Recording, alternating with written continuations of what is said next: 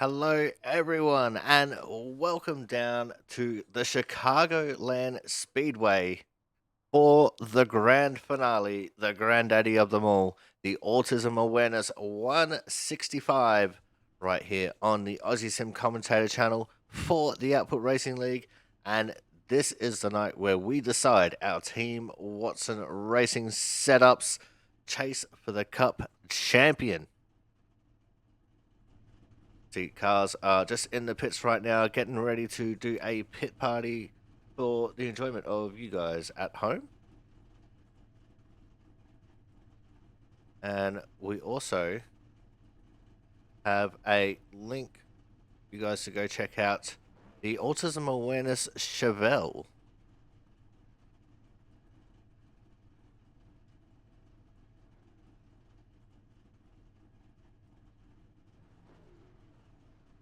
You can find it on Facebook. You search for the Autism Awareness Chevelle.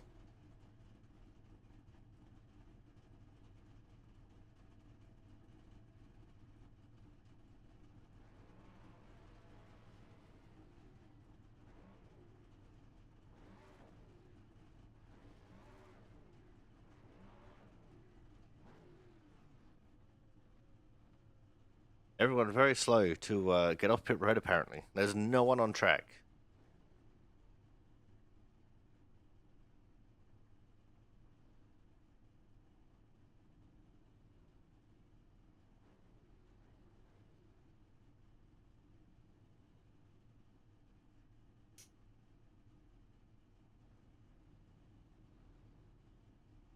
But this is the granddaddy of them all. This is the final race of the season.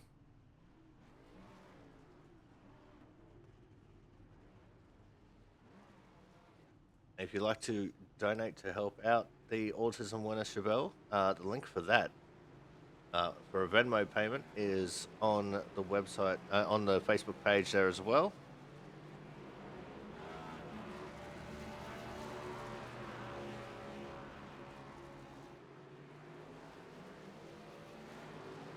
And that is run by our very own Frank Isaacson.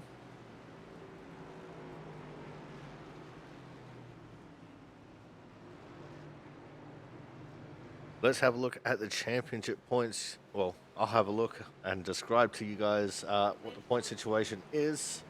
Logan McAnally and Thomas Harmon at the top of the tables, separated by just 3 points.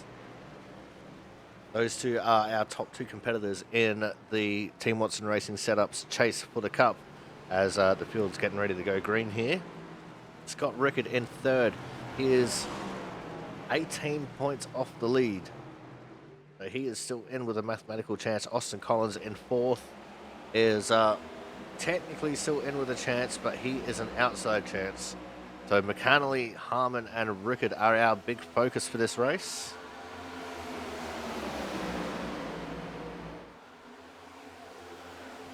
Oh, and around goes Crampton at the front of the field, and there is big death here in the pit party. They might have to re-rack that and go again, because that just about killed everyone. But it's great seeing the cars here have the ability to run around Chicago. Chicago, one of my personal favorite tracks on the NASCAR schedule. Although NASCAR hasn't been there for several years now.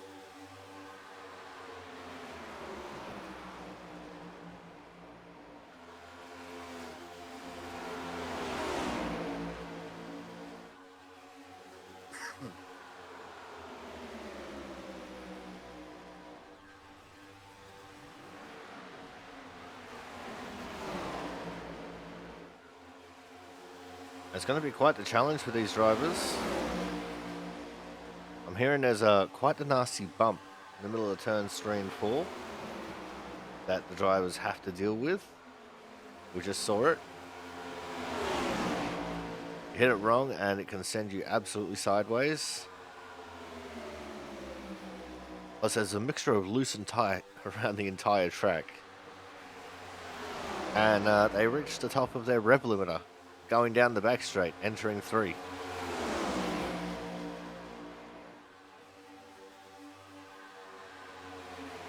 I love that we call it a back straight, even though it's curved the whole way around.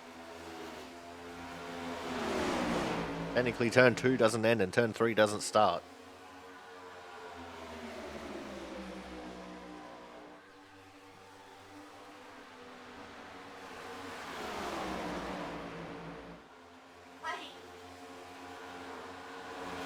Leave it to NASCAR to call a curve a straight.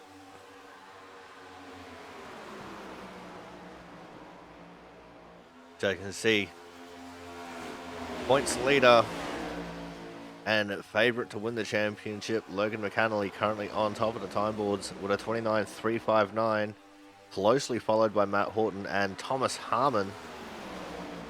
Scott Rickard down there in 4th as well. So our top 3 in points, right up there in the top 4 in practice times.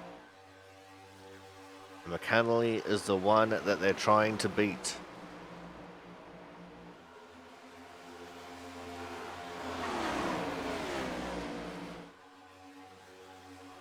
You see Austin Collins is registered to race, but he hasn't entered the track surface yet. 19 cars signed up to race here tonight so far.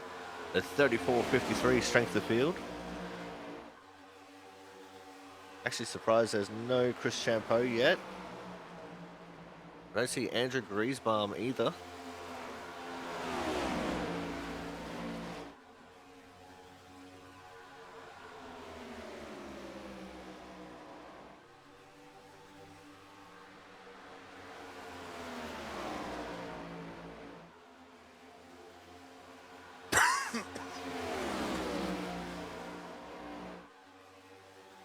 Don't forget, if you're watching at home, the Output Racing League also has a Monday night dirt league and a Thursday night short track league,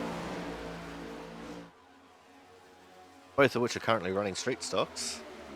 Monday night using dirt street stocks, obviously, and the Thursday night using paved street stocks on a mix of dirt, paved, and road courses. So dirt oval, paved oval, and road courses. There's 4 of each in the season we've got going on there on Thursday nights. Monday night, we just visited Williams Grove, which was a bit of a challenge for those cars. Obviously, those 2 events are non-broadcasted.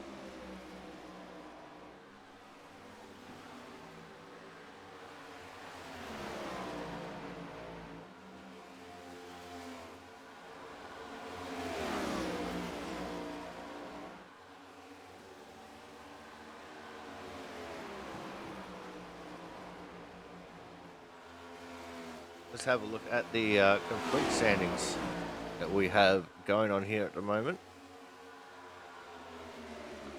And McAnally on top by 0.042 over Horton, and 0.072 for Harmon, and 0.086 for Rickard. Marquez is the first one, a 10th or more behind, and he's a full 10th behind Rickard. So there's something between your 4th and 5th place drivers. Thad Faylor in P6. We've got Corey Cook in 7th, TJ Cranton 8th, Ryan Pizzicami 9th, Reggie Ortega currently in P10. Let's look over the page. We've got Joe Slama in 11th, Frank Isaacson, the sponsor for tonight, in P12, Jonathan Hernandez 13th, Travis Masia 14th, we've got James Watson 15th, Jaron Sanchez, league founder, in 16th, with Ken Campbell, Mark Pentecoff bringing up the rear of the field. Austin Collins and Joshua Banks, who's just joined, has not set a time yet.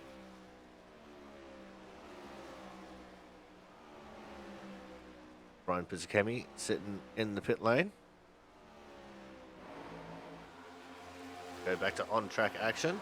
About 9 laps left in practice here before we get going with qualifying.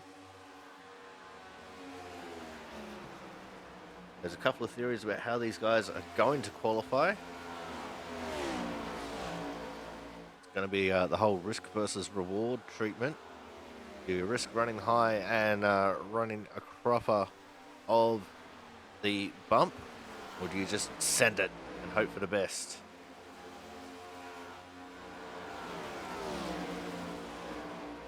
There is Andrew Griesbaum now on the standings. our 21st participant in tonight's racing.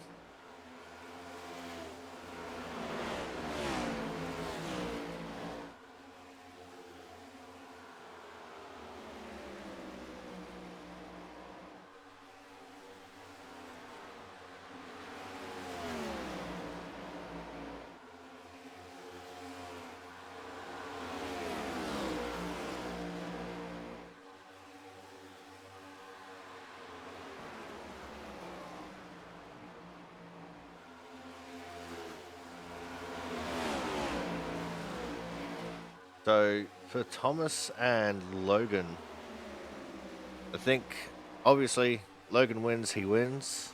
I think if Thomas wins and Logan finishes second, depending on bonus points, then Logan would still win.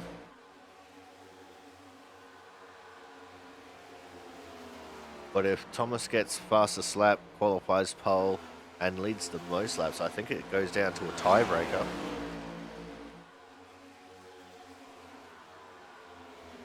Actually, no, Thomas would win by 1, I think, at that point. I'll have to double check. I'm not sure how the bonus points work out.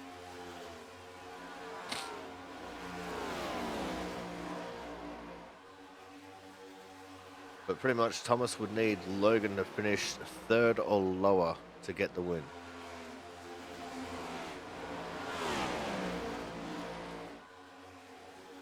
Scott Rickard, he's hoping for a miracle.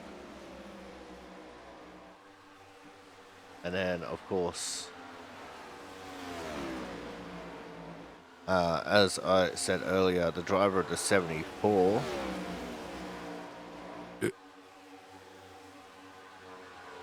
Austin Collins, he would need a big miracle. He would need the top 3 to completely crash out. Just like that. As McAnally and Harmon get into a skirmish there on track. Kyle Kraus has just joined the fray, bringing us up to 22 cars for the race. A 35.07 strength of field.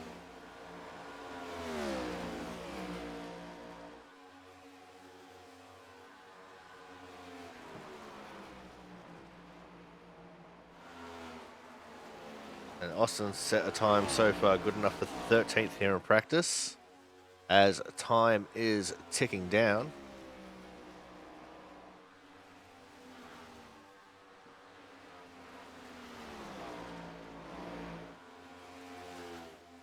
With time ticking down, that means that we're just about to go to the qualifying session here for the Autism Awareness 165. So we are going to go to a commercial break, and when we come back, we will have our starting grid for the grand finale here at the Chicagoland Speedway. So make sure you guys stay tuned. Racing action will be coming up shortly.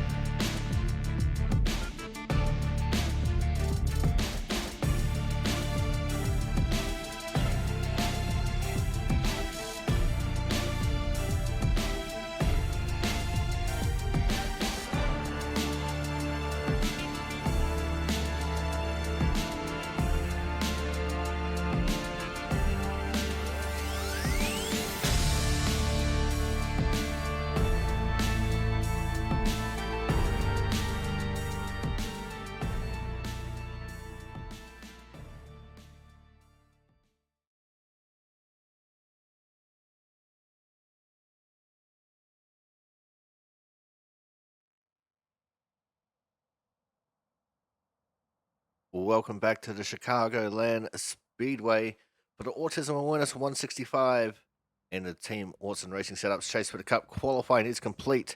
16 people have set lap times, and starting off on the pole, doing everything he needs to do so far, Logan McAnally in the 19 on his outside, the 9 of Joe Slammer. Then we're going to have the 05 of Scott Rickett out of 3, Reggie Ortega out of P4. P5, we will see the 61 of Corey Cook, and P6, the 35 of Joshua Banks. P7, buried in the pack a little bit, the 38 of Thomas Harmon. On his outside will be the 15 of Ken Campbell. P9 will be the 99 of Kyle Kraus, with the 10th being the 39 of James Watson. P11 is going to go the way of Andrew Griesbaum in the 68, with the 88 of Jonathan Hernandez out of P12. P13, we'll have our 4th championship protagonist, Austin Collins in the 74, with Mark Pentacup in 14th out of the 5 car. P15 will be Frank Isaacson in the 24, with TJ Crampton in the 03 out of 16th, and he's the last possible chance for the Hard Charger Award. Travis Masia out of 17th in the 13, with Matt Horton out of 18th in the 89. 19th will be league founder Jaron Sanchez in the 4, with Thad Failer in the 21 out of 20. And then last but not least, out of 21st, we have the 78 of Brian Pizzakemi, and on his outside in 22nd, the 00 of Jonas Marquez. The field is set. Everyone is right and ready to go. Now it's all down to the drivers. 110 laps at the Chicagoland Speedway, 165 miles, and this will be the deciding factor in the Output Cup. The last race of the Team Watson Racing Setups Chase for the Cup. And Autism Awareness, a double sponsor here tonight, the sponsor of the race and the sponsor of the Hard Charger Award.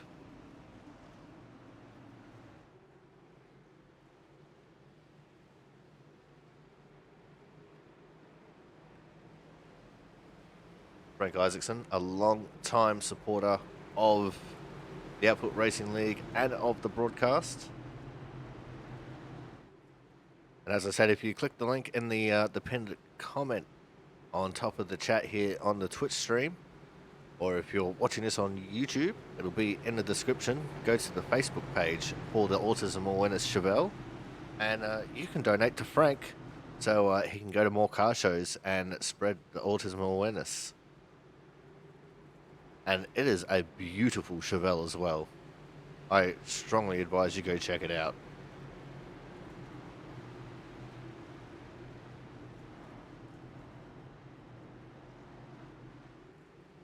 Here we go, just the one pace lap. The first start is on green. All restarts on the leader inside of the restart zone. And the leader will have lane choice for the restarts. The pace car is in.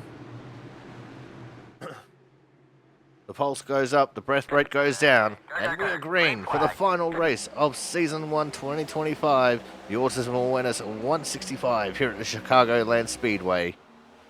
And Logan McAnally is already doing what he needs to do to try and secure this championship, as Joe Slammer on the outside got loose in the 9. He's falling back a bit. Scott Rickett in the 05. He has a little bit of an outside chance of getting the win, and he is right on the back of Logan McAnally as we survive turn strain 4 for the first time. Logan McAnally will lead the first lap. As we start looking through the field a little bit. We're currently looking at Joe Slammer, our outside pole sitter. He has fallen to the 9th position.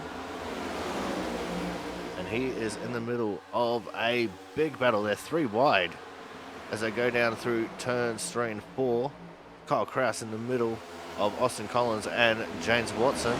See a lot of wiggling going on as cars absolutely on the limit of grip.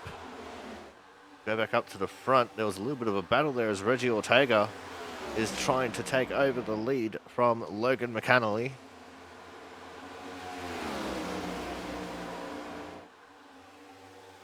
Down the back straight they go into turn 3.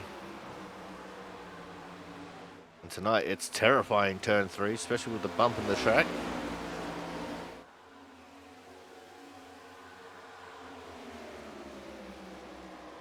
And we have made 3 circulations without a single major incident. We go back to focusing anywhere and everywhere. We're currently looking at Andrew Griesbaum. He's in the 13th position in the 68 car. See just behind him, Mark Pentikoff and Frank Isaacson trying to make their way up the field a little bit. And that's actually Matt Horton that they both overtaken there.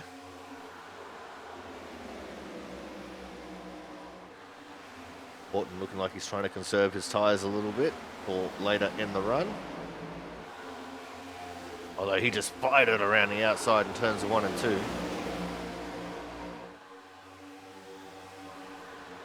Still Logan McCannley leading away from Reggie Ortega and Scott Rickard. Thomas Harmon has made it up to 4th.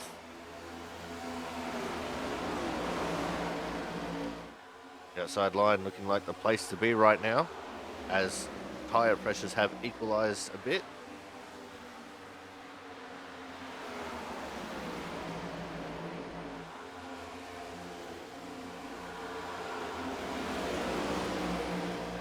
Oh, that's the 03 TJ Crampton that's gone around. That is our first caution of the race. See what happened here to TJ as he was coming out of turn 2. Got Matt Horton on his tail. Does he get a tap or does he just snap loose? Oh, yep, there it is. The weight transfer. He just snapped loose. He done an amazing job to keep it off the fence and to keep it down low so he didn't get up into traffic. So it's a nice little 180 there. No harm, no foul. So that's our first caution of the race. Logan McCannley still leading the way.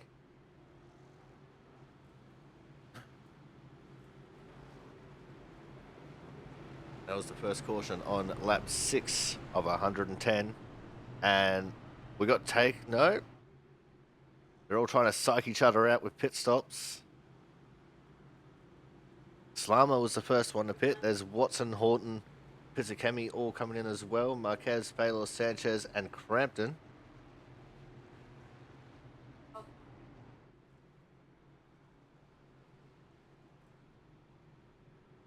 So we're going to bring up our little pit lane graphic here.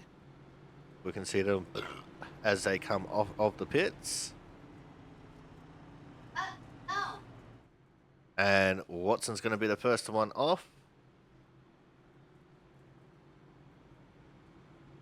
Get an 89. Oh, the 9's out. Then there's the 89. There's that Baylor. So Jonas and Sanchez. The 03 of Crampton's coming out. And Brian Pizzakemi will be the last one out. He likes to sit at the back and work his way through the field.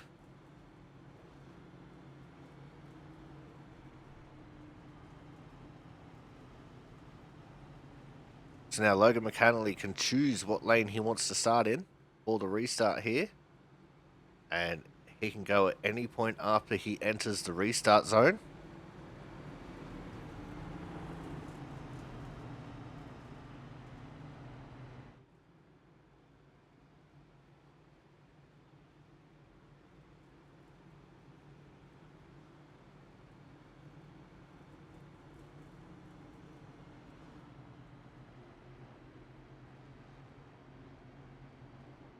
And it looks like he's choosing the inside line.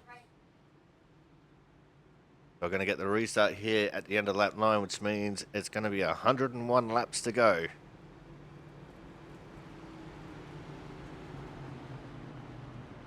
That's McCannley, Ortega, Rickard, Harmon, Cook, Banks, Collins, Campbell, Kraus, Hernandez. That's your top 10. We've got Griesbaum, Pentikoff, Isaacson, Masia, Watson, Slama, Horton, Baylor, Marquez, and Sanchez to 20th. Crampton and Pizzakemi at the back of the pack.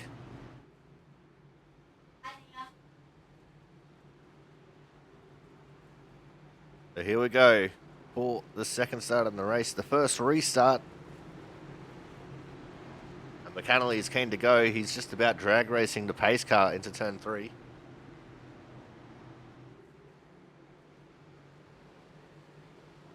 Trying to drive around him on the big end.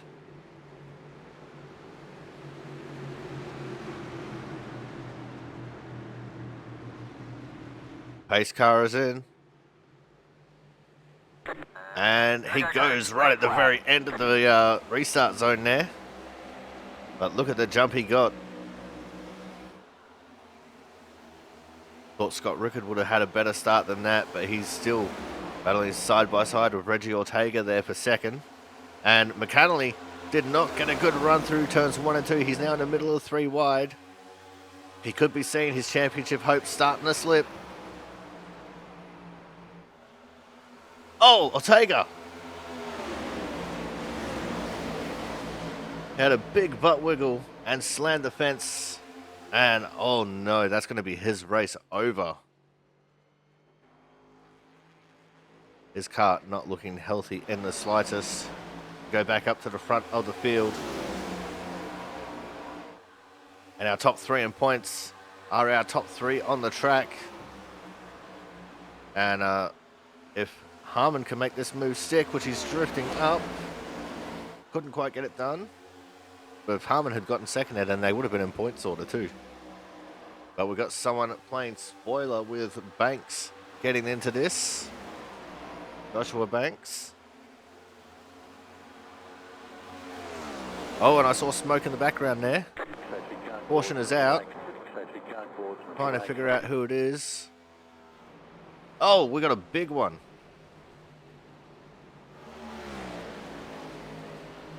So the 13 is in this one. That's Travis Masia. Oh, and it started ahead. Who is that up there?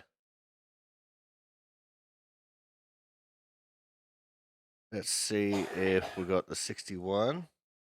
And it is the 61. The Cookie Monster himself, Corey Cook. And it looks like he was the cause of it.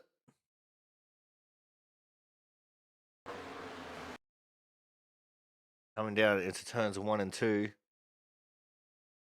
And he just hooks the apron and it gets a little bit loose. Kyle Krass with a full head of steam, nowhere to go, gets into the back of him to finish off the job. Jonathan Hernandez there as well. He's checking up hard to try and not get into the Cookie Monster. And oh, he feeds him the right rear and sends him the other way around. Into the fence goes Cook.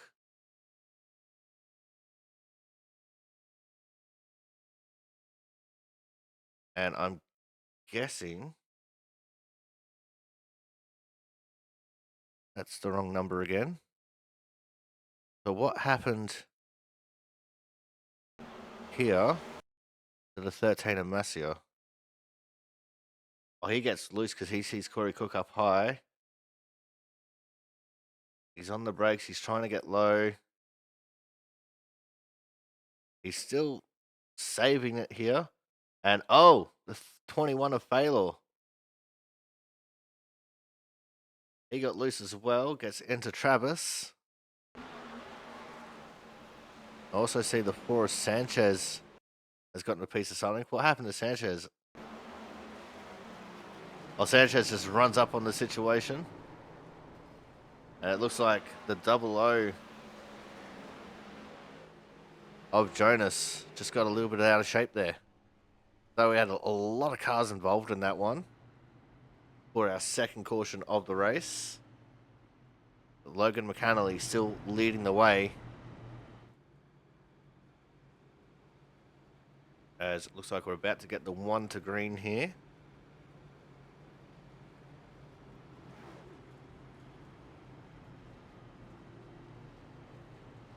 Reggie Ortega, understandably, is out of this race. Sanchez, Cook, and Pentacuff all still in the pits. So obviously something happening to Pentacuff in that crash as well, unfortunately. Cook's just come out of the pits. He's going to be 1 lap down. Sanchez Pentecough still in the pits.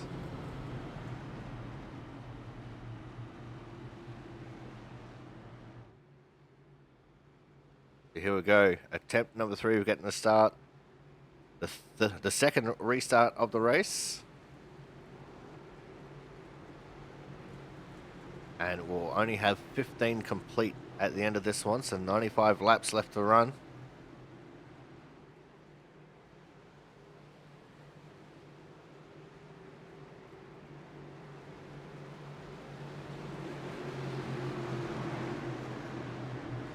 The pace car is in. And we're off and racing. He goes at the very end of the restart zone once more. And it's a horrible start for the outside lane. There's also a little bit of wheel spin in there that I saw. But Austin Collins and Joshua Banks with the banger restart there on the inside line. Banks slips into second, right up in front of Rickard. 4 of our top 5 are our Championship 4 protagonists. The only 4 with a realistic shot of getting this race. And it looks like Mark Pentecough is out of the race. Shame, he was doing a bit of practice beforehand with the AI. And by the sounds of it, he was having a bit of fun with it.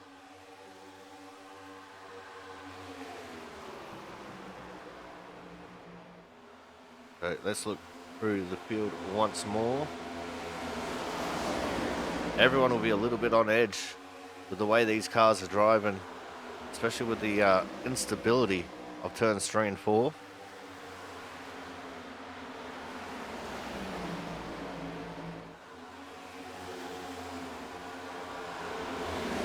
Bit of smoke up ahead, no incident, no.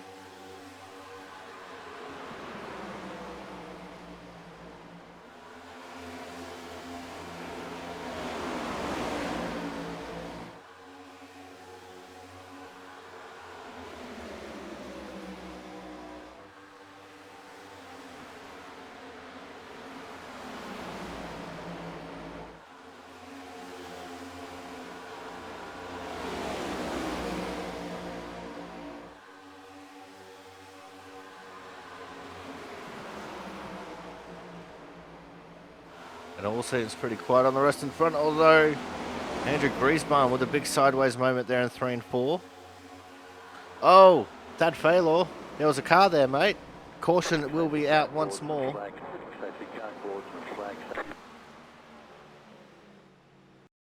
Let's back this up. As I'm pressing buttons again. Pause it to make sure we're on live pictures. And here we go. So you see Thad Faylor just starts coming down here. He sees Griesbaum swooping through ahead of him. But Brian Pizzicami is there, and Thad, we're obviously on the wrong car. Thad just keeps on coming down. Unfortunately, spins himself out off the front end of Pizzicami. Oh, and that was a big hit too. All 4 wheels off the ground. Let's slow this down.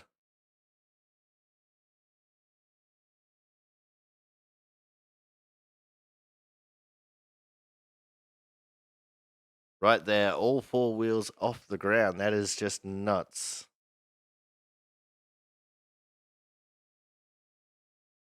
And he does a full 180 before the tires hit the ground again. And as you can hear, that sounds like that is going to be his day done.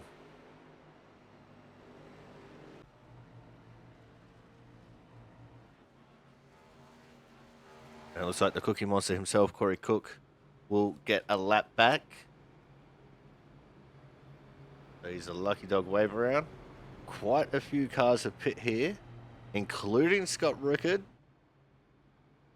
Got Rickard, Kraus, Hernandez, Isaacson, Pizzicami, Crampton, Hernandez have all pitted.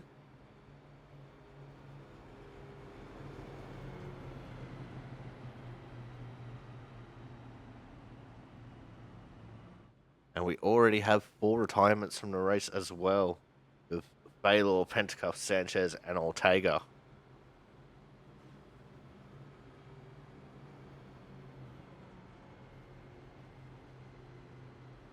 A bit of drama here in the last race of the season.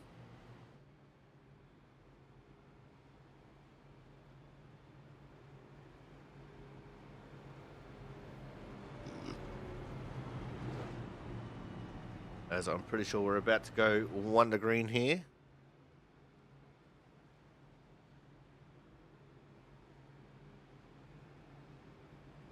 That means we'll get the green flag with 23 laps complete. And once more, Thomas Harmon will restart from P4. Thomas will be hoping here that Banks will actually get a decent restart. So maybe Thomas can have a crack at Logan.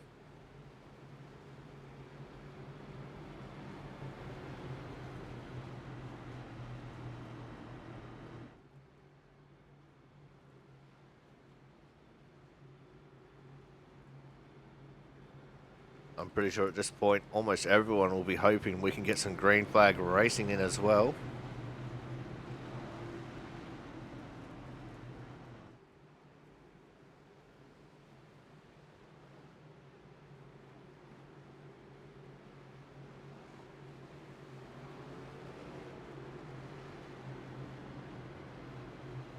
Here we go for the third restart here in the Autism Awareness 165 from the Chicagoland Speedway.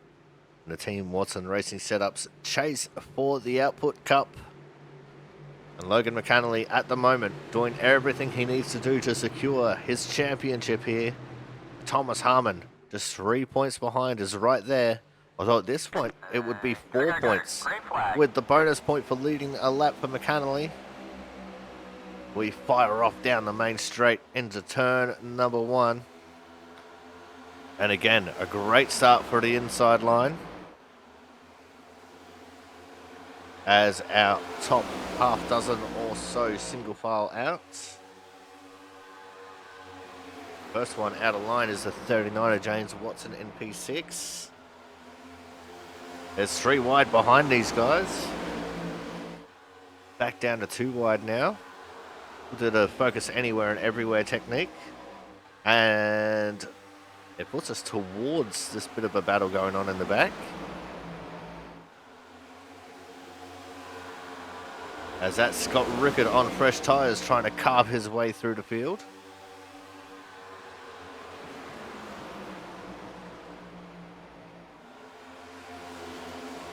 Ryan Pizzakemi similarly just trying to work his way through the field.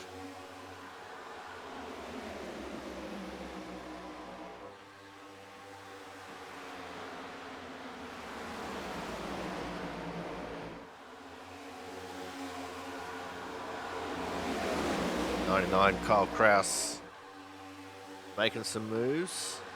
He got around the outside of Griesbaum. Pizzakemi trying to go up the inside of Massia. He'll make that move stick, and at the same time, Rickard will make the move stick around the outside of Griesbaum.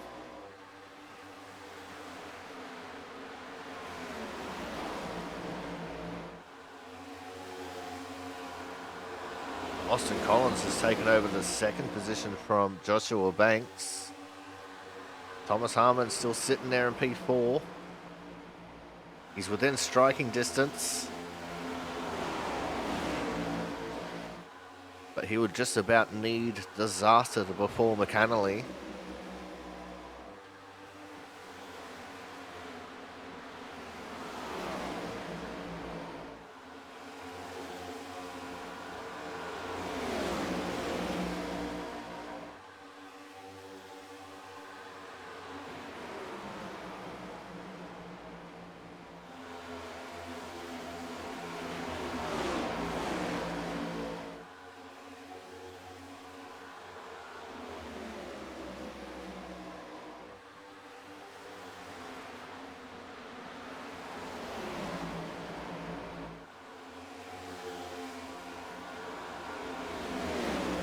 Looks like most people starting to get the hang of the track now. No one's really stepping out too much.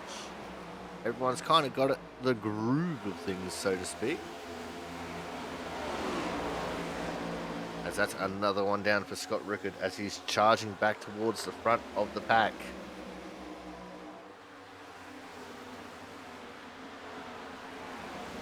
It looks like Thomas Harmon has fallen off the handle a little bit.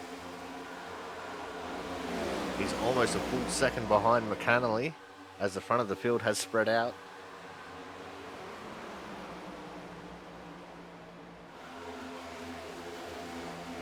Means just about everyone's just taking it a little bit easier right now.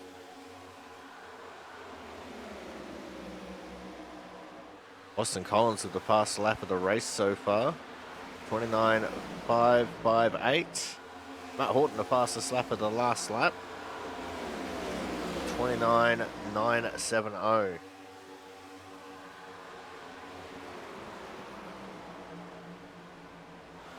We're about 4/10 off the pass time that was set earlier in the race. As Rickard clicks another one off.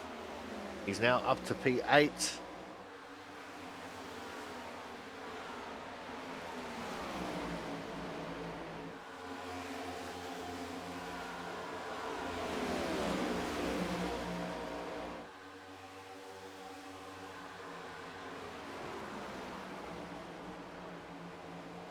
He is the highest placed car to have stopped on that last caution. The highest car to have stopped full stop is Matt Horton in P5. Just behind him is James Watson in P6. James's time was so quick, I think he might have just taken fuel only.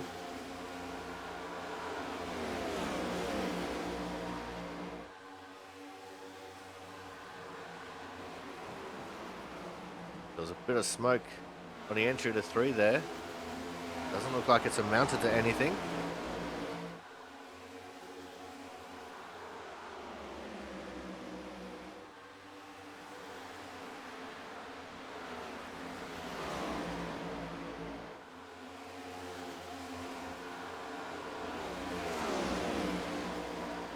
And I think we're going to do something that we haven't done in a while. We're going to open up the radio waves here and see if we can catch one of these drivers maybe slipping and saying something they probably shouldn't.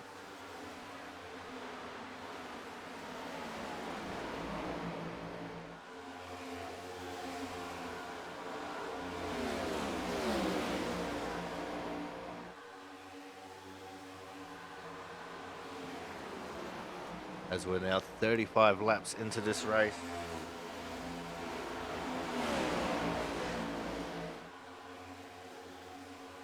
There's 75 laps to go.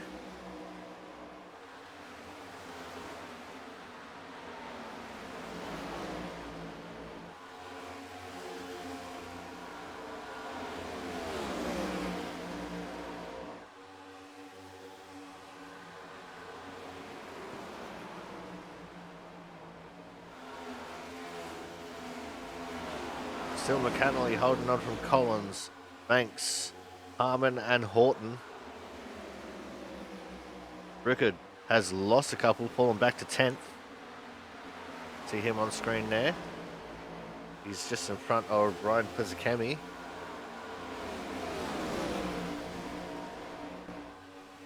We know can be a bit of a hard charger.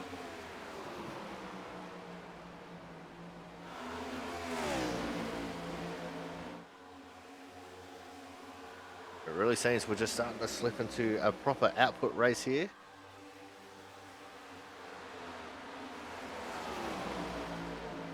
As cautions are usually a rarity with the output racing league. But there's a big gap, McAnally over P2 of Collins right now. It's almost out to a full second. Just hitting the second there, going through turns 3 and 4.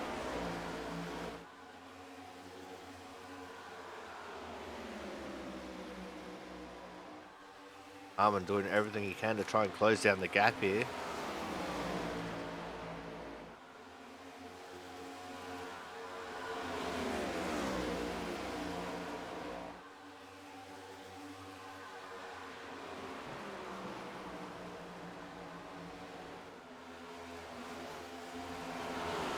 think these drivers definitely have it sorted now, as we've entered...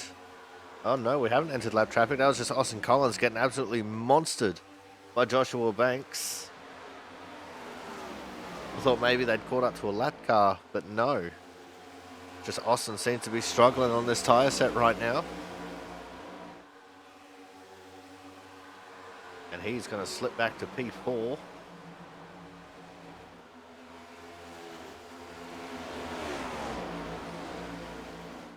With that, we're going to go to a commercial break now. When we come back, we'll have more racing action. So stay tuned. Green flag stops should not be too far away.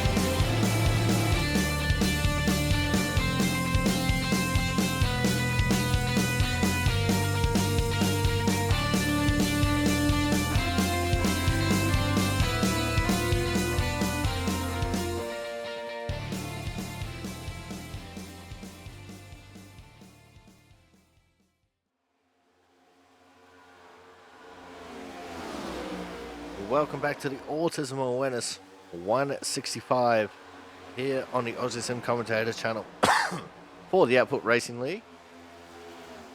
As you can see, Thomas Harmon has now taken over the second position and he is on the charge towards McAnally. He's found some extra pace. Corey Cook is back in the pits. Kyle Kraus has gone a lap down, so he has pitted as well. In fact, no, he's had a mishap. What's happened here to Kraus? Caution is out.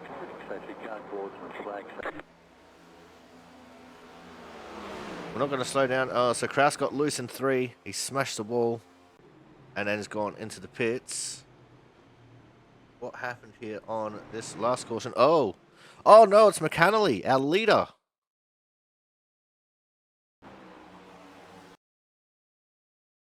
What has unfolded for our championship protagonist? He's hit the apron and he's got loose. He hit the apron a little bit too hard and got loose.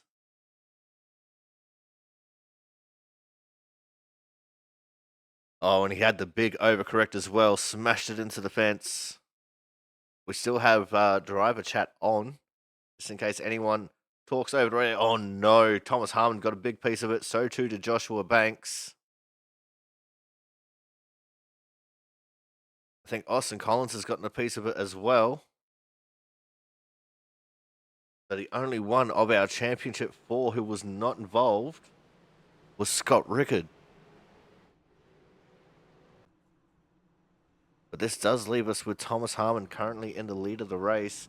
He will have damage though. Everyone is in the pits.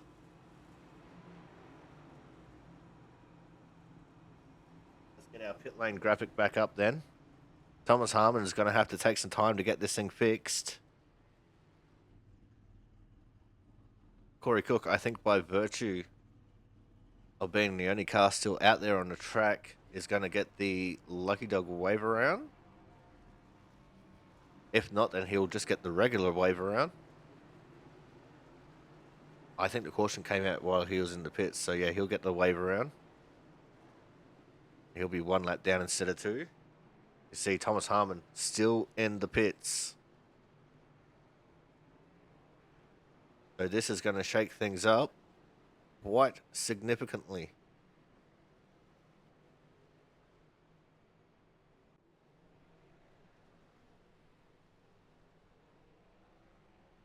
See if we can ascertain who's in the lead of this race. Scott Rickett is up towards the front. It's going to be James Watson leading the way. Any claims on that one?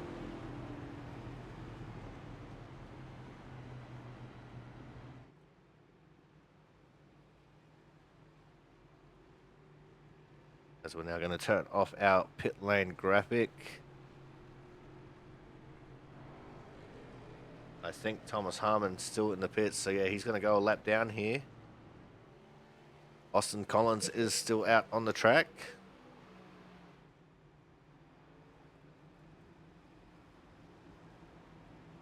But this is going to be Scott Rickett's race to lose here. This is his championship to lose.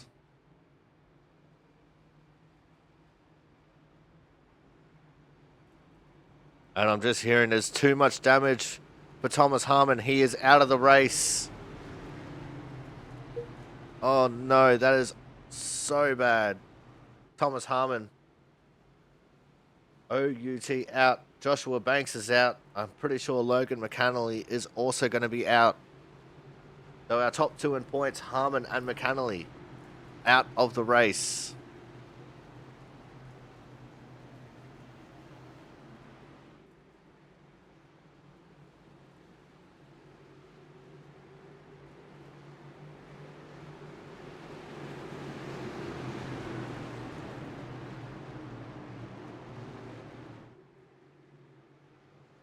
Here we go for the restart. Go, go, go. Green flag. We're off and racing.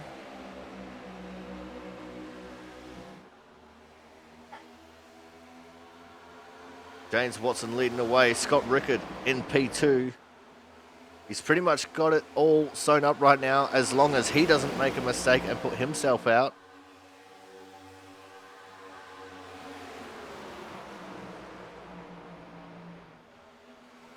Because if he puts himself out, then I think Austin Collins would be the only one with a chance, but he would still have to do well.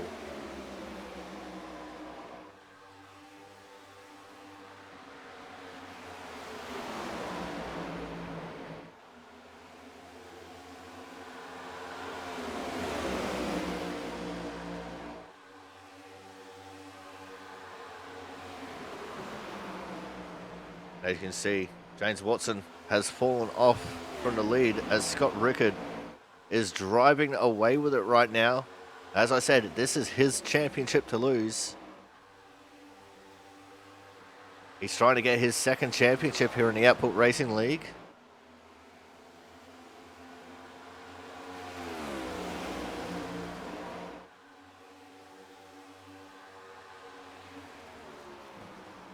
And don't forget, if you're one of the raiders who's just come into the chat, check out the pinned comment for the Autism Awareness Chevelle, which is owned by our very own Frank Isaacson. And please consider donating to him with the Venmo on his Facebook page.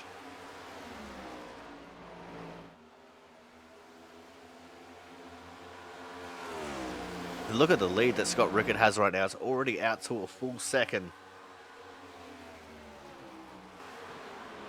We're going to focus through the field here a little bit. I don't think the crashing is over just yet.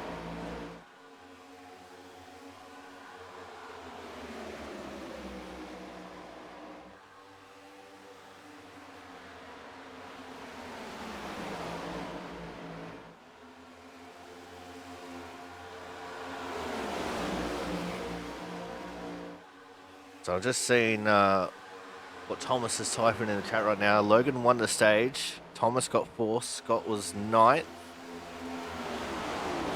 Scott was 15 points back entering the race. Both Logan and Thomas got credit for leading a lap.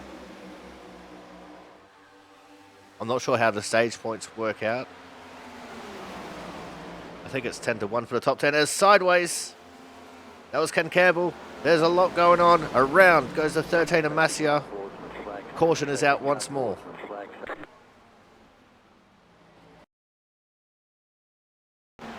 Right, so this all started just up ahead here with Campbell getting sideways off the nose of Hernandez. You see the 78 Pizzakemi also drifting here. And then Griesbaum gets into the back of Masia, not accounting for the checkup, much like I did to Griesbaum on Sunday night in Winstell. And around goes the 13 of Masia.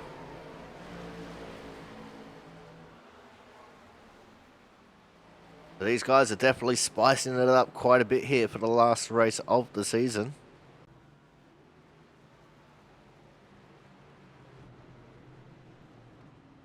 There he is, Scott Rickard, still leading the way.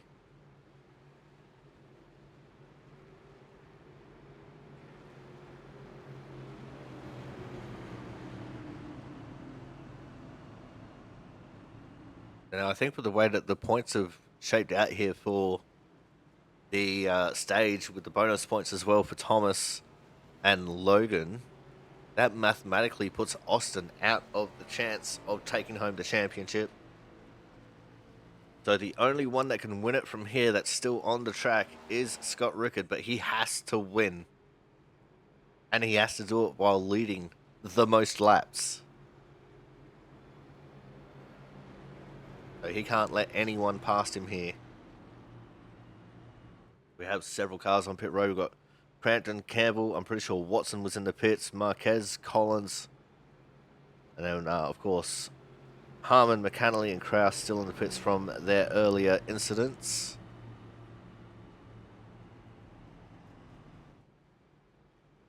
Corey Cook was the lucky dog wave around.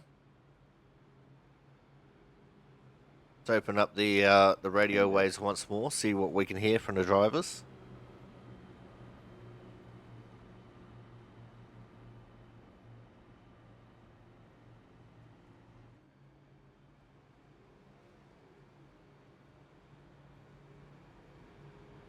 It's all going to boil down to if Scott Rickard can win this race.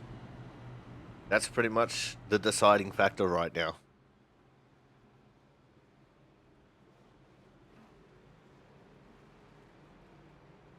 And as I stated before, he has to do it by leading the most laps as well, if my calculations are correct. And I don't know if my calculations are correct, because I don't even know the point structure and how the points are divvied out. Thomas, can you fact check for me?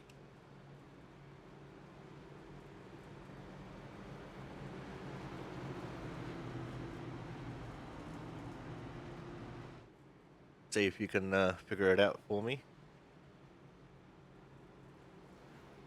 Excellent, thank you. So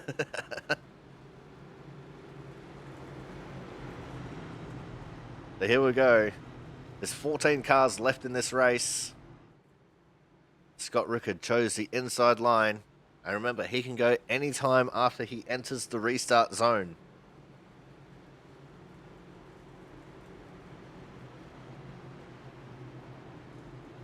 Tell you what, this is a great race for our hard chargers.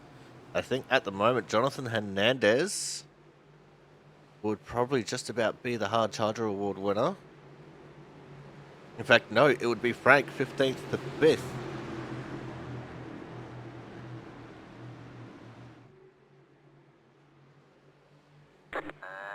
As we're off and racing once more. And what a lead for Scott Rickard as he thunders his way down the front straight into turns 1 and 2. Jonathan Hernandez now would be the Hard Charger Award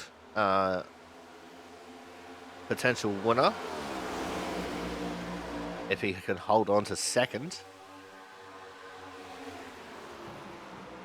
That is unless Frank goes up into P4. Oh, but Frank, he's gone sideways. Oh, there's a crash. This is going to have to be another caution. Safety cars breed safety cars. Cautions breed cautions. What happened here? Oh, Griesbaum's gotten into him.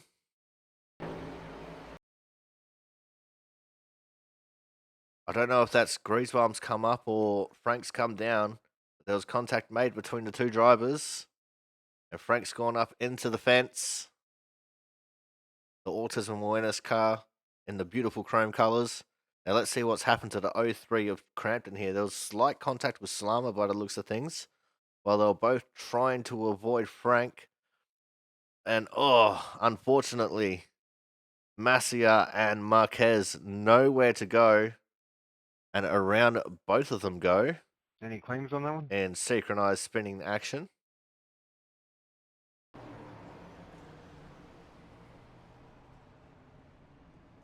I tell you what, all these cautions just help out this man right here, Scott Rickard. Because the less chance for people to pass him, the more chance that he's going to lead the most laps. And he's going to put himself in position to win this race.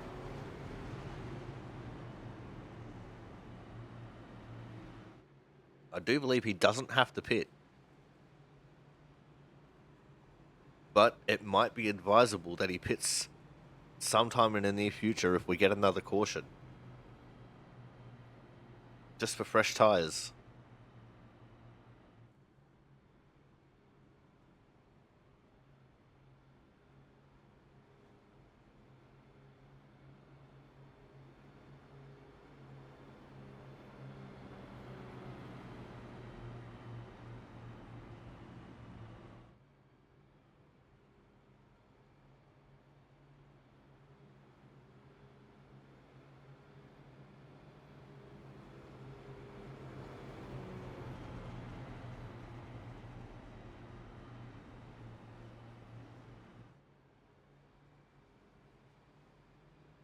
There's the Facebook link if you want to check out the Autism Awareness Chevelle.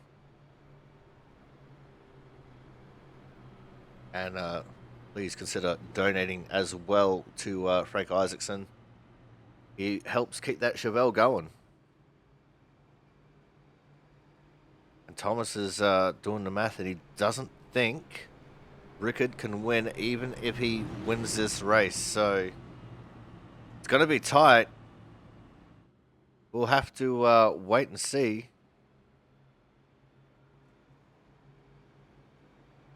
Of course, he means win the championship.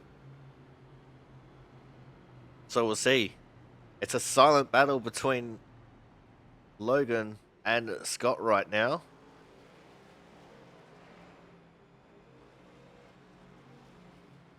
And we'll have to wait for the points.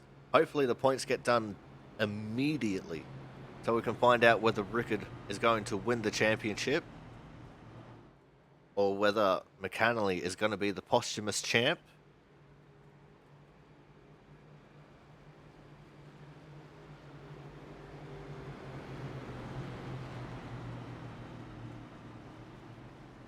And I only say posthumous because he got crashed out of the race.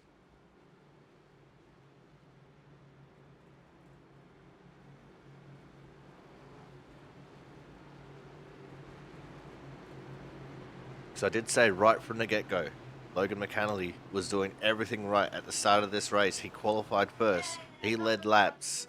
He got the win in the stage.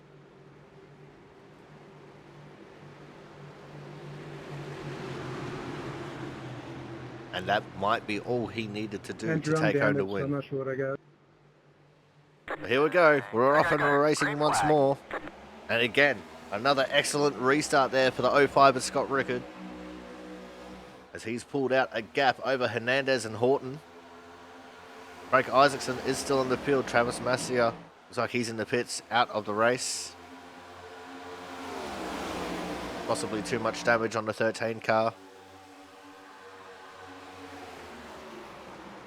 Going to close the radio ways once more.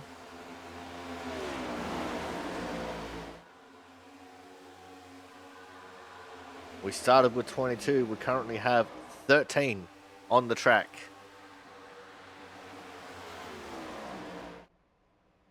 Oh, and his engine's smoking, so yeah, he's probably out of the race. Waiting for the camera to swap to someone on the track, because we've got it set to focus anywhere and everywhere.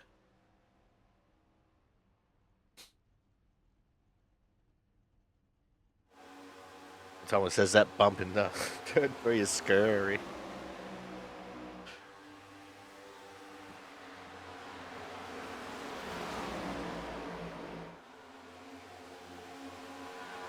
We're currently looking at the battle between Slama and Crampton.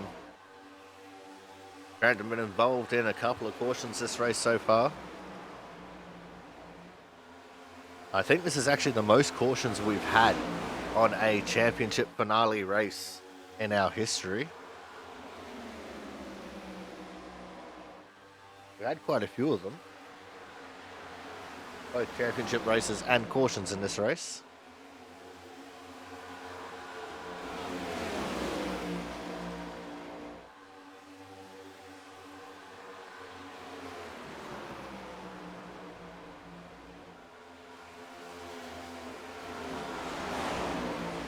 James Watson trying to make something of it.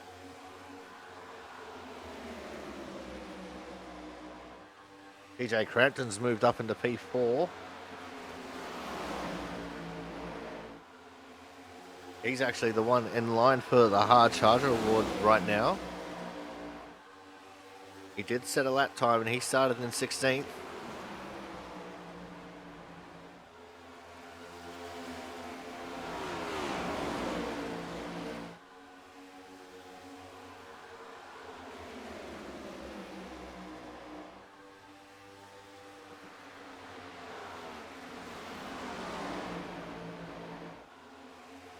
I think I'm going to go have a look at our leaders here for just a second.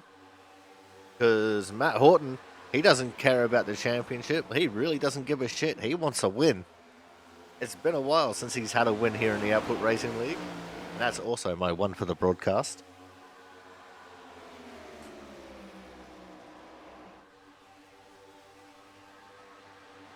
So will Horton play spoiler here for the championship aspirations for Scott Rickard?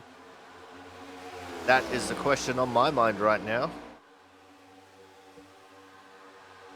Championship is at threat of not even being a challenge right now anyway.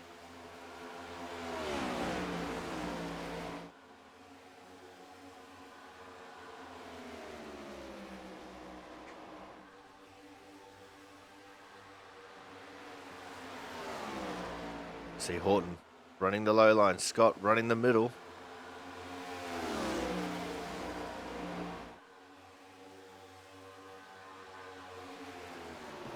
And for Hernandez to be hard charger, he would need Crampton to fall back to at least 7th. Oh, and Horton hit the fence. I think that's all she wrote for Horton. He's probably got big damage on that car now. He's definitely not running the speed that he once was. As Hernandez takes over 2nd place. Looks like he's got it back up onto pace now. So we're going to go back to focusing anywhere and everywhere. As the race looks like it's calmed down a fair bit. It's become a lot more tame than it was. But as you can see, a mistake can come from anywhere. As Joe Slama looks like he hit the apron. He got sideways in 1 and 2.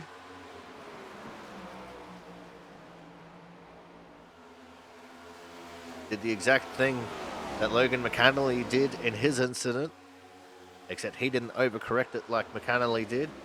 Marquez is out of the race. 12 cars left in it. So we've lost 10 cars, just about half the field from this race.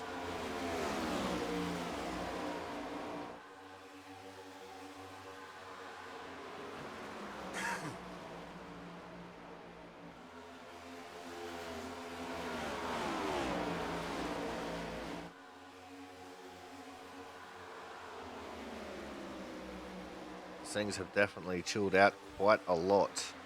So I think what we're going to do is we are going to go to a commercial break right now. Cross your fingers and hope for the best that we don't get a caution in that time. So once we come back, we will be going to the end of the race. So make sure you guys stay tuned. More racing action be coming up shortly.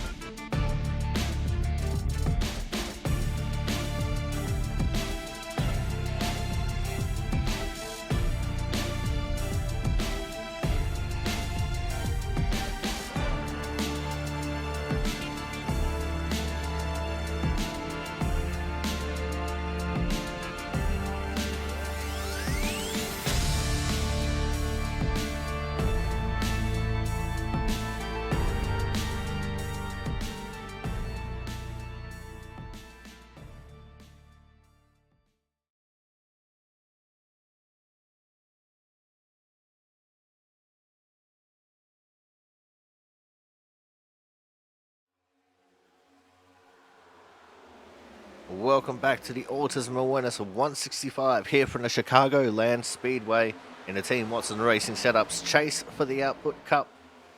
As you can see, the battle is still on here for second on back.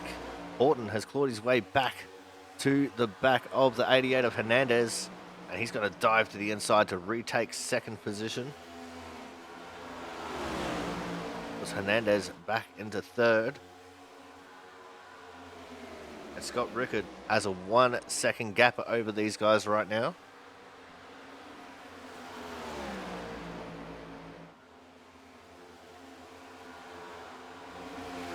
We have just 32 laps left to run when they get to the line. So as of right now, it's 32 laps left to run.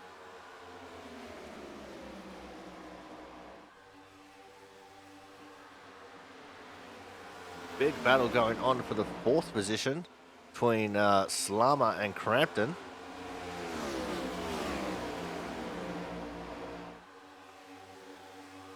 And Horton starting to reel in the leader, Scott Rickard.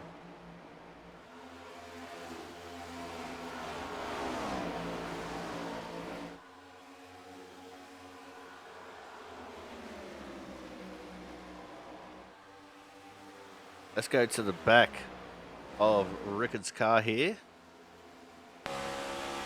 This is the gap. This is what 0.8 of a second looks like. Down to 0.7 of a second as they entered turn 3.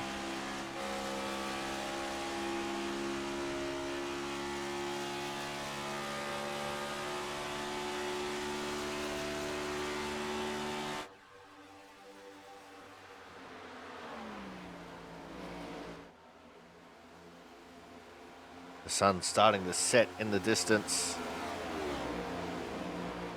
And Hernandez looks like he's about to be under threat from Crampton for third.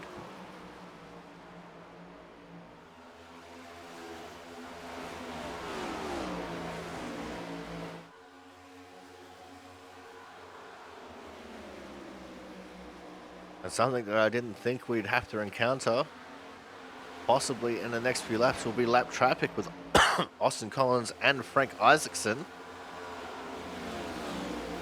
They are both quite far off the pace. Corey Cook has just gone to the pits. That's going to give Isaacson a free top 10 here.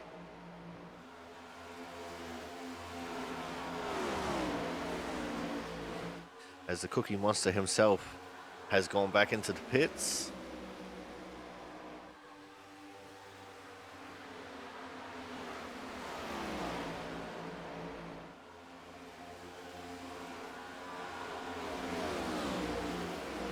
But the race is far from over.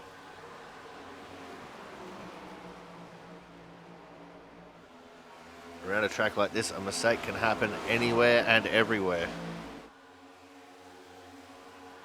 It takes one person to overcorrect.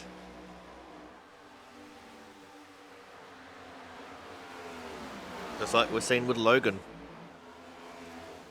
He was comfortably in the lead, made one mistake, and went from chocolates to boiled lollies, but he could still have the last laugh, depending on the way the points fall. As Rickard, right on the back of the lap traffic now.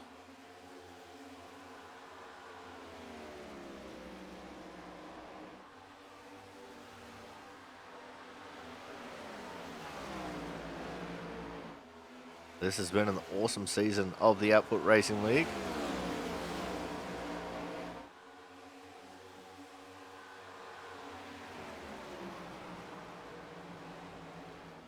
As Rickard will get around Austin very quickly, and it looks like Corey Cook is out of the race.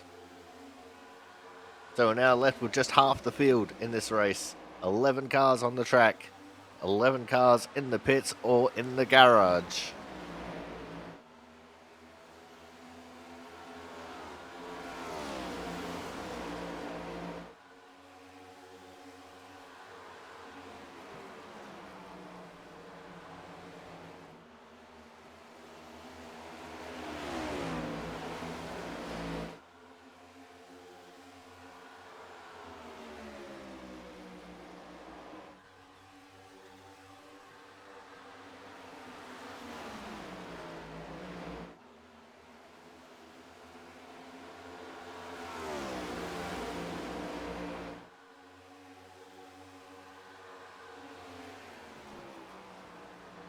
Scott Rickard absolutely streaming away with this right now.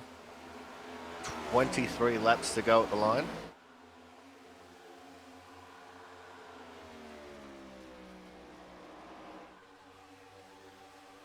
And all 11 cars in the one little area.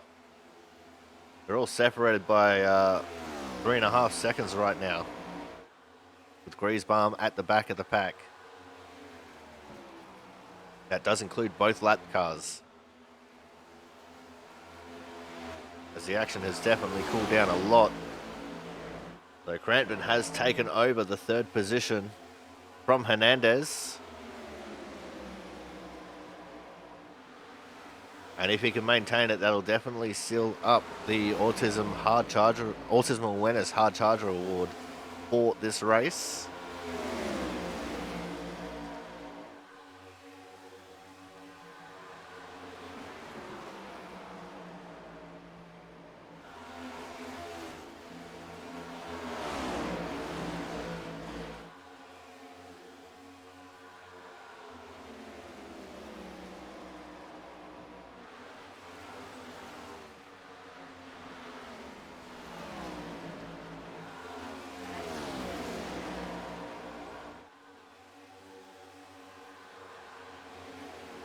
The lap's ticking down very quickly now as Slama starts to get involved. He's moving up into fourth, trying to get underneath of Hernandez, who just hit the wall coming out of fourth. Looks like it didn't affect Hernandez too much. Just about everyone running the high line. With 9 cars on the lead lap, Collins has just overtaken Isaacson for the 10th position.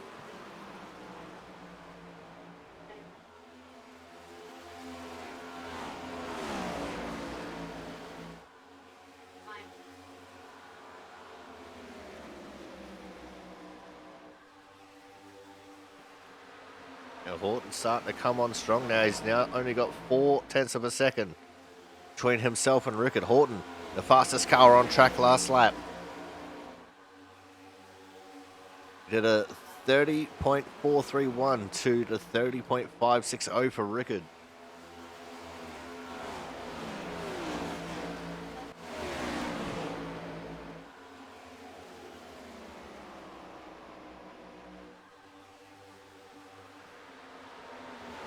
If Scott doesn't win this race, he's not even in the conversation for the championship.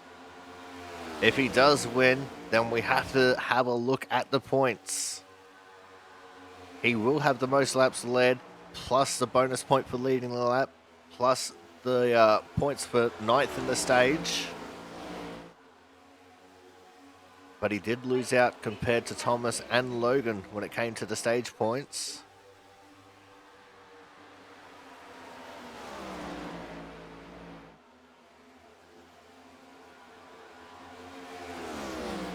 It also all depends on finishing position for where Logan and Thomas will get scored at the end of this race, because they will still earn points. They don't get zeros for DNFing.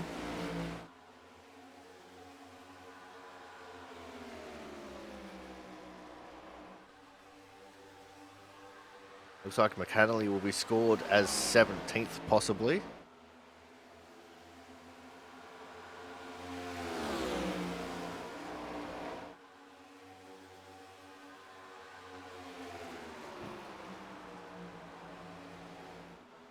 As we have just 15 laps to go, and Horton is there. Hernandez is starting to make a late charge as well towards the back of Crampton.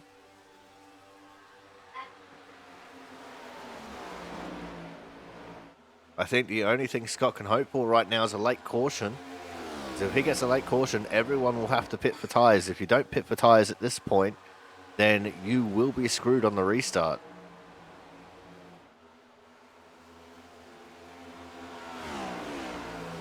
Horton has end of the run pace, but I don't think he has early run pace. So that would pretty much seal up the race victory for Scott. Unless he has a bad pit stop.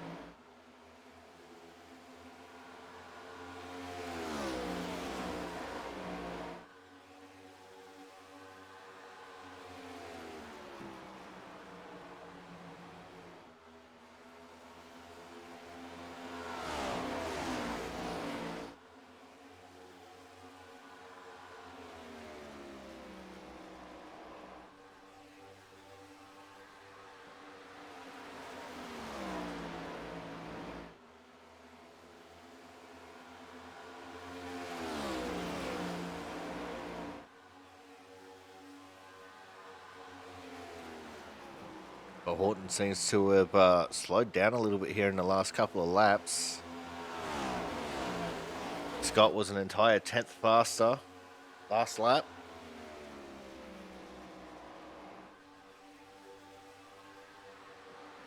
This lap, Horton was only faster by about 200ths.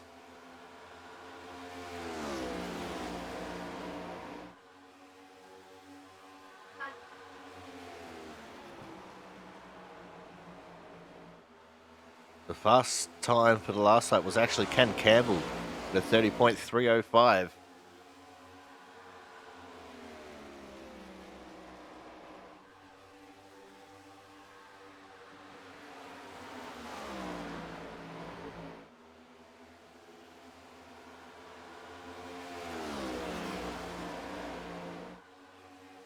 Like Horton might have figured something out there with the bottom of 1 and 2.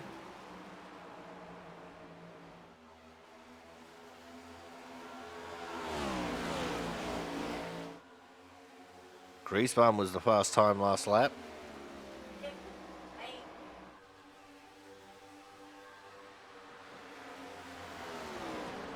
This time it was Pizzacchemi with the fast lap.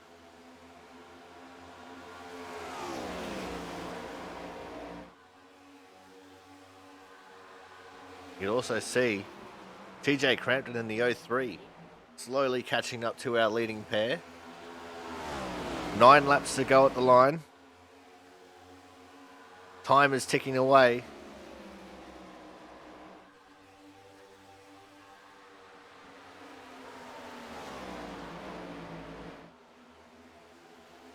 If Horton keeps procrastinating, he's going to come under threat from Crampton.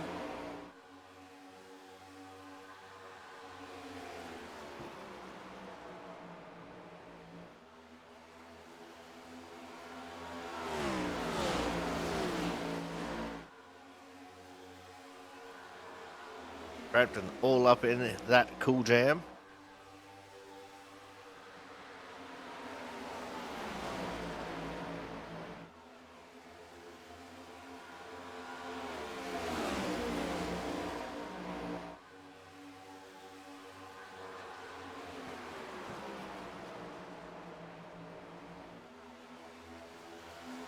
You see also just behind these guys, Ken Campbell starting to make a bit of a charge as the battle is on for second. Horton will have a hornet in his bonnet right now.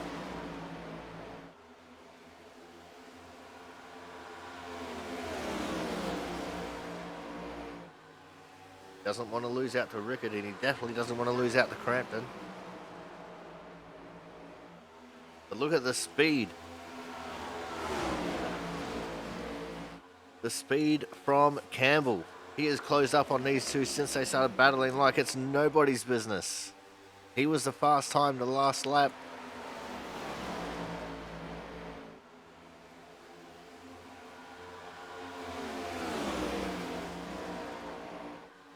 Brampton's fighting hard. He just can't quite get the run. 5 laps to go at the line. Brampton with a big send to the inside in turn 3.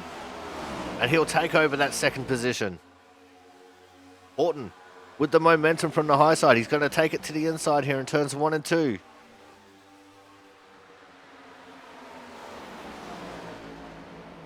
He returns the big send, but not quite as egregious as what Crampton's was. And now here comes Ken Campbell.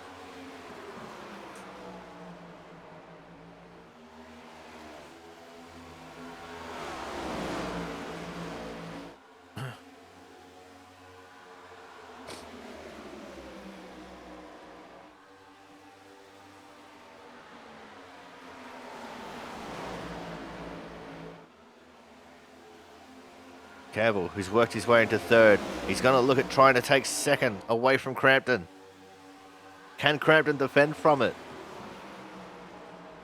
Campbell running the high line, get all the momentum. Everyone's caught up to Rickard.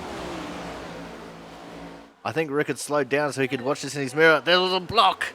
A block from Crampton.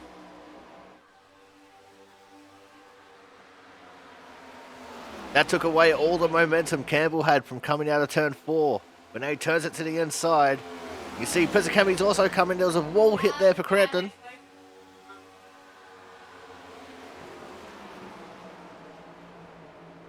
Two laps to go at the line. And Campbell gets it. He's getting bump drafted down the main straight here.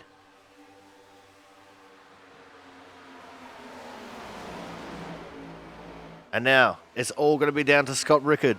Can he hold on for this next lap and a half? Campbell has a whole bunch of pace on board that number 15 car.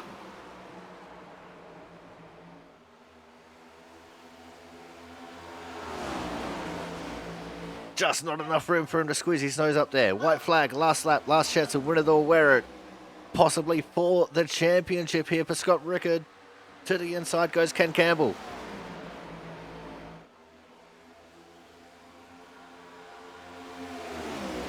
And he's got the pace.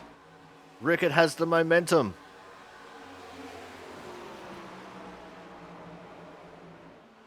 Here comes Brian Pizzicami as well. He's going to take over third. But it's going to be Ken Campbell at the line, taking home the win in the Autism Awareness 165 here at the Chicagoland Speedway. Scott Rickard P2, which means your championship for Season 1 2025 will go the way of Logan McAnally. Rickard loses it on the last lap. Pizzicami coming home in third. Crampton doing some dumb shit. There it is. Campbell, Rickard, Pizzicami, Campbell, Rickard, Pizzicami, Crampton, Griesbaum, Horton, Hernandez, Slammer, Watson, and Collins. That's your top 10. And then we got Isaacson, Cook, Marquez, Macia, Banks, Harmon, McAnally, Kraus, Faylor, Pentacuff. All of them out except for Isaacson. Go over the page once more. Sanchez and Ortega wrapping up your field. Now, these are unofficial results. But there is Ken Campbell. He's already done a bit of a burnout. I want to see him do more. There we go. Right, with that, we're going to go to a quick commercial break. When we come back, we will have driver interviews. So make sure you guys stay tuned.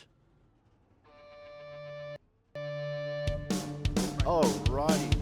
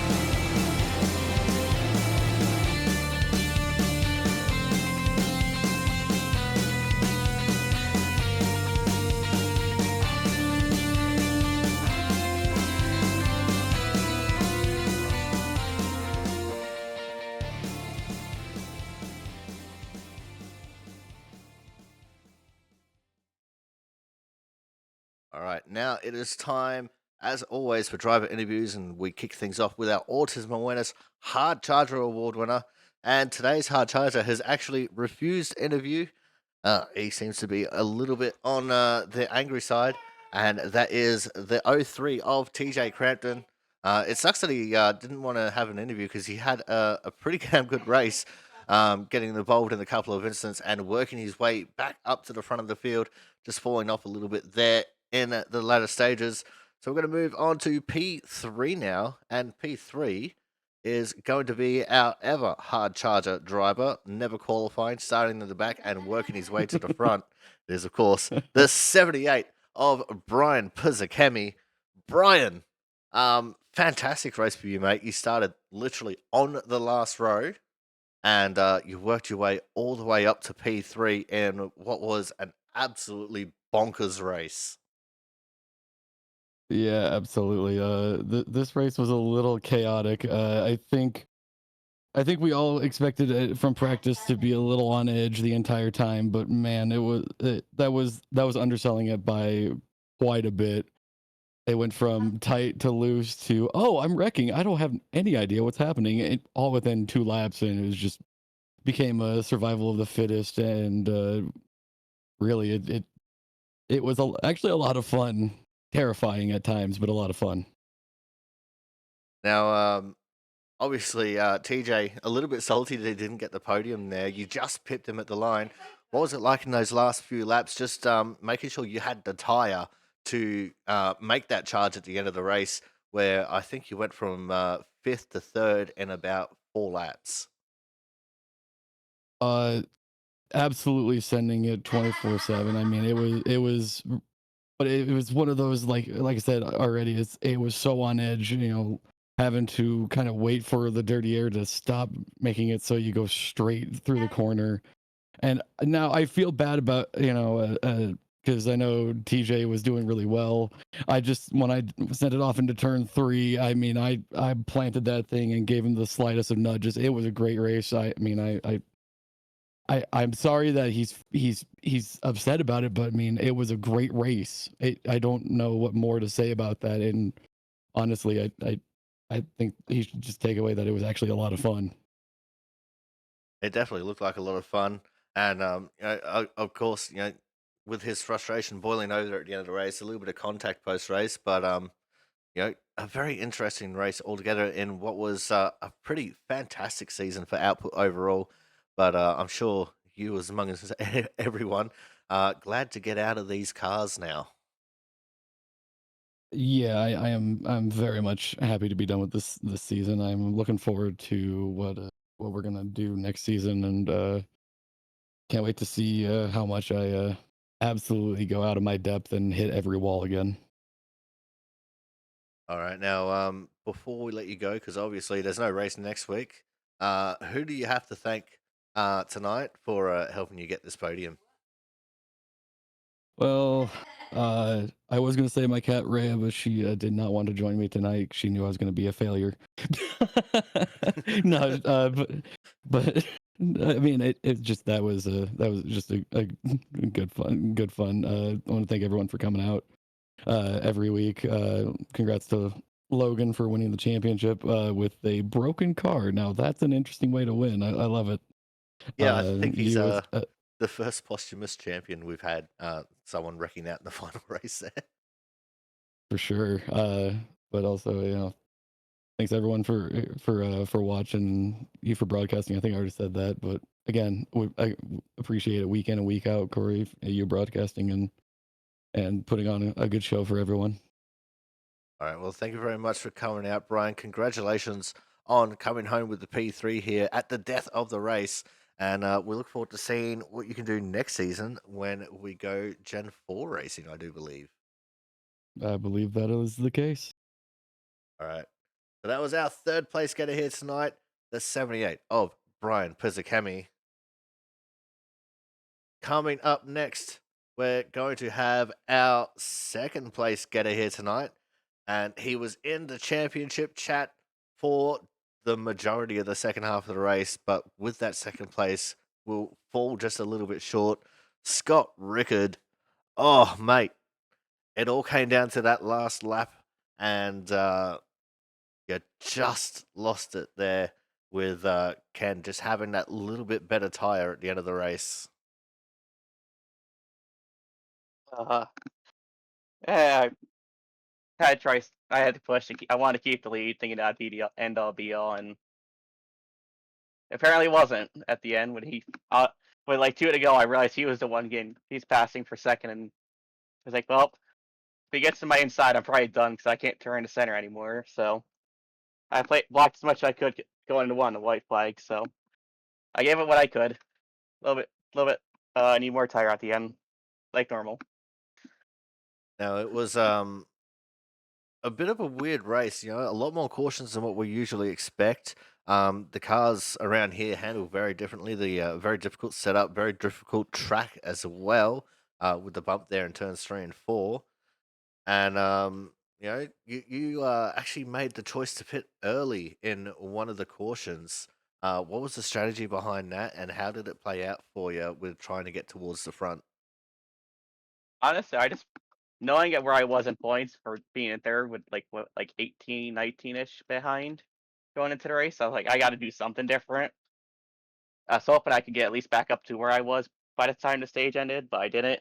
Almost wrecked it on the bump coming to the white for the stage, so that lost me even a couple more points on top of what I already did from the strategy. But it also saved me because I would have probably been right where the wreck was with the leaders. So health didn't hurt. Now, did you think that you had the championship absolutely sewn up when you seen Logan and Thomas both getting involved in that big accident? Nah.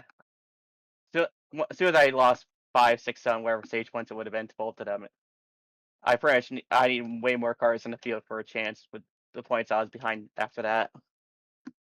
Even with winning, I was like, I probably still don't have this, but at least I could just try. I tried my best to get the win, and give myself the best option. Now, let's just look at your season as a whole. You were there in the conversation for the majority of it. You were 15 points back coming into this race, so you still did have a chance. So, how would you rate your season overall? Considering I had the expectation of just making the playoffs originally, and maybe frauding my way to a win, being in contention for way more than I thought it would, even though I only got one anyway from fuel mileage. Way better than I thought it was going to be going in. All right, now let's look towards next season. Going to be going to the Gen 4s, the brand new Gen 4s. So, what do you think about how your chances are going to be with them? I felt pretty good in the old Gen 4s when I'd raced them in leagues before, but I haven't really raced the new Gen 4 except for like the first day they came out, so gonna have to probably try to learn them before the next season then.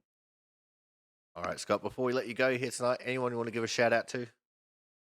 Everybody puts the league on, team bots and racing setups, and my dog. All right. Well, thank you very much for coming out. Congratulations on coming home P2 here and with your top 3 in the championship. And we'll look forward to seeing what we can do next season when we go Gen 4 racing. Thank you. All right, guys. That was 305 Scott Rickard, our second place getter here tonight. But coming up next, we're going to have tonight's winner.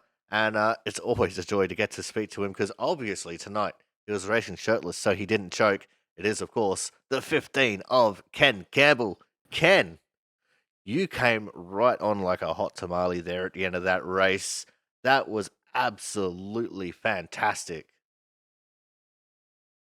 Yeah, appreciate it. I had a shirt on, and then when I got arrow grief by Jonathan there, he didn't actually grieve me, but got loose and went to the back anyway. It's like, all right, shirt's coming off. We've got work to do. So since I was in the back anyway, I just decided to kind of super save there at the beginning of the run. And I noticed that the leaders were running like 3 and 4 tenths faster than me for a couple of laps. And I was like, oh, that might be saving a little bit too much. So let's start to go. And actually, with about 20 laps to go, I was like, maybe I can get a top 5. Like, maybe. And then I noticed everybody was kind of just stuck to one groove. Like, the top and 1 and 2 worked really well, but everybody was doing that. And then everybody was running the top and 3 and 4 as well. And I was still able to run the bottom and just get the clean air. And I would gain like a tenth here, 2 tenths there.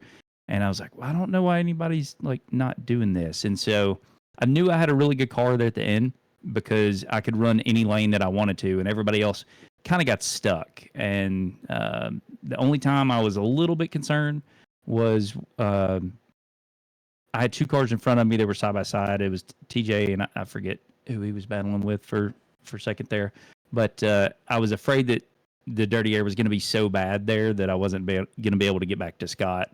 But yeah, was able to do it, and yeah, got to go shirtless, man. Absolutely, and overall, it's been a pretty decent season from you. Not quite hot tamale status for the entire thing, but all in all, I think with the way that it's shaped out, with Reggie crashing out fairly early, I think you've taken over 6 in the championship here at the end. So overall, a pretty damn good season for you. Yeah, it started really well. One in Atlanta, like starting in the back because I messed up my qualifying, and I was like, "This is going to be an amazing season," and no, it just didn't turn out to be the case. Was running pretty consistently, and was happy with my pace and the way that I was running. Once the playoffs started, just ended up getting in messes here and there. Just kind of unfortunate events, but. So that kind of took me out of it. And so for the last couple of weeks, I've known that I didn't really have a shot. So I was just showing up and having fun. And it's always a blast to race with these guys. And so when you do well, it's just even more so. Now let's look forward to next season. I don't know how much running you've done in them, but we're going to be going to the new Gen 4s. So what's the feeling like for you as we start to think about heading into a Gen 4 season? So I've done one race in them. If you haven't seen it, you can go to my YouTube and check it out. It's Gen 4 at Charlotte. And I got 5 minutes of damage before I even took the green flag. And there were so many cautions that I had all of it fixed by lap 30 and ended up finishing third in the race. So it's hit or miss. I feel like they messed up the steering. It's a little sloppy in the middle. And so I think that's really going to mess with some people. But if you keep the car under you, it's really fun. And I think it's going to open up some different lanes. It's a completely different driving style than the next gen. And I think a lot of the guys in the league are really going to enjoy it. And I think I will as well. Yeah, I personally think they also messed up the draft model a little bit with it. It's a little bit too strong for what I believe it should be anyway. But thanks for coming out though tonight and taking home the win. Anyone you want to give a quick shout out to before we let you go here tonight, Ken? Yeah, first and foremost, as always, shout out my wife Casey, my kids Logan, Jet, and Easton. They support me in everything that I do, sim racing included. Everybody here at Output, it's just a fantastic league. Cannot say enough about these guys and everybody that runs in the league, the admins, you up in the booth. Like, it's just so refreshing to come and race really hard with people and be laughing at the same time. And so you don't find that many places. And so really enjoy coming out with everybody. Team Conti for their support. You can go to teamconti.gg/Campbell. And yeah, if you find something you like, you can use code YTCampbell10 for 10% off your first purchase. It's helped me become a better driver. I think it can help you. And congrats to Logan on winning the championship. He was able to put together a stellar season, and I still don't know how he drove the way he drove, but yeah, was putting on a clinic for most of the season, tonight notwithstanding. But yeah, and you up in the booth, always giving us something entertaining to watch. All right, well, thank you very much for coming out, Ken. Congratulations on coming home with the win, and we look forward to seeing you next season in the Gen 4. Appreciate it. Look forward to it. All right, guys, that was the shirtless bandit himself, Ken Campbell, coming home with the win tonight. Now, coming up next, this is going to be a little bit of setup because he crashed out early, but we won't take that away from him whatsoever because he put on an absolute clinic for the majority of the season. We are, of course, talking to our winner here tonight once iRacing starts to participate. There we go. The winner of the championship overall, and it is, of course, the 19 car of Mr. Logan McAnally. Logan, 5 wins in the season, and you may have crashed out here tonight, but getting the pole, leading some laps, and coming home with first in the stage is really what sealed it for you here tonight. Very unconventional way to win a championship, but yeah, I didn't really know what the points looked like whenever I raked out. I thought Harmon was going to be able to keep going. I thought he didn't get any damage at all. I thought I had a concussion after hitting the wall that hard, but yeah, I didn't have any indication that it was going to snap, and I barely turned it to the right, and it was just completely gone. But yeah, feel like we put on a pretty decent season. We had ups and downs. Won, I think, 5 races. Yep. So good season. Yeah, it was definitely a good season. You were first overall in the amount of race wins. I'm just having a look now. Second place was Joshua Banks with 4, and then it's 2 and 1 below that.